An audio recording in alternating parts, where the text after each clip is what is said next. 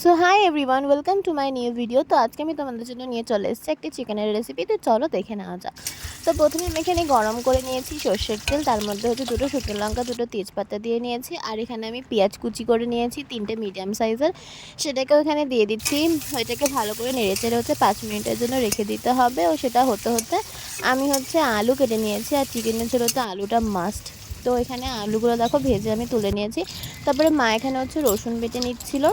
আর শিলে বাটা মশলার তো স্বাদই আলাদা, সেটা তো সবাই জানে। তো এখানে মা মশলা করছে, আদা আর রসুনটা বেটে নিচ্ছে। তো এটা বাটার পর দেখো পেঁয়াজটা এখানে লাল লাল হয়ে গেছে। তো সেখানে আমি হচ্ছে রসুন বাটাটা হচ্ছে দিয়ে দেবো। রসুন বাটাটা দেওয়ার পর এটা ভালো করে নাড়াচাড়া করে মিনিমাম 5-7 মিনিট রেখে তারপরে হচ্ছে আমরা আদা বাটাটা দেবো। এখন দেখো এটা একটু স্ট্রাকচারটা দেখো এরকম কিছুটা হয়েছে। তারপরে হচ্ছে এখানে দেখো আমি আদা বাটাটা দিয়ে দেবো।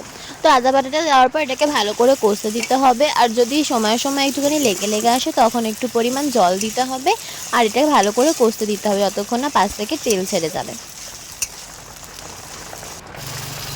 তো দেখো এখানে কিছুটা পরিমাণ জল দেওয়া হয়েছে, আর 3 চামচ পরিমাণ ছোটো চামচ পরিমাণ এখানে হচ্ছে হলুদ গুঁড়ো দেওয়া হলো। আর এটাকে দেওয়ার পর হচ্ছে ভালো করে এটাকে কষিয়ে নিতে হবে।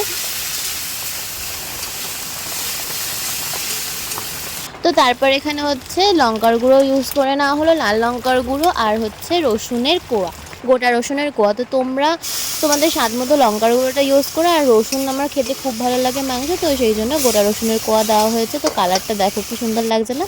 তো এখানে প্রায় কষে এসে দেখো তেলগুলো পাশ থেকে ছেড়ে দিয়েছে। তারপরে হচ্ছে মাংসটা দিয়ে দেওয়া হলো, মাংসের মধ্যে হচ্ছে কাঁচা লঙ্কা দেওয়া ছিল। তারপরে আলুগুলোও দিয়ে দেওয়া হলো পরপর, দিয়ে এটাকে ভালো করে কষাতে হবে অনেকক্ষণ ধরে।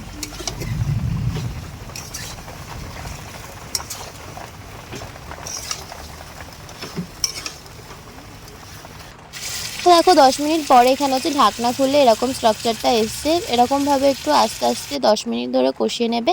আধ ঘন্টা মতো মোটামুটি কষালেই খুব ভালো হয়। যত বেশি কষানো হয় মাংসের টেস্টও তত বেশি বাড়ে অবভিয়াসলি। তো তারপরে এখানে হচ্ছে মাংসের মধ্যে পরিমাণ মতো জল দেওয়া হচ্ছে, যেহেতু পাতলা করে মাংসটা রান্না করা হচ্ছে তার জন্য একটু বেশি পরিমাণেই জল দেওয়া হয়েছে। তো এখানে জল দেওয়ার পর এটা কিছুক্ষণ ধরে ফুটতে দিতে হবে। তারপরে হচ্ছে ঢাকনাটা খুলে এর মধ্যে গরম মশলা দিয়ে দিতে হবে। তো এখানে আমি কষা মাংস নিয়ে নিয়েছি। তোমরা কে কে মাংস রান্নার সময় এরকম কষা মাংসের জন্য বসে থাকো, তো অবশ্যই তারা কমেন্টে জানিও।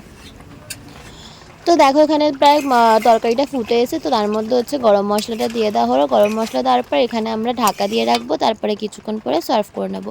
তো আমি এখানে খেতে বসে পড়েছি। এখানে ভাজা ছিল 2 রকমের, আর যে মাংসটা কি সুন্দর লাগছে না দেখতে। তো তোমরা অবশ্যই রেসিপিটা ট্রাই করো, ট্রাই করে আমাকে কমেন্ট বক্সে জানিও কেমন লাগলো। তো বাই, দেখা হচ্ছে পরের একটা নতুন ভিডিওতে।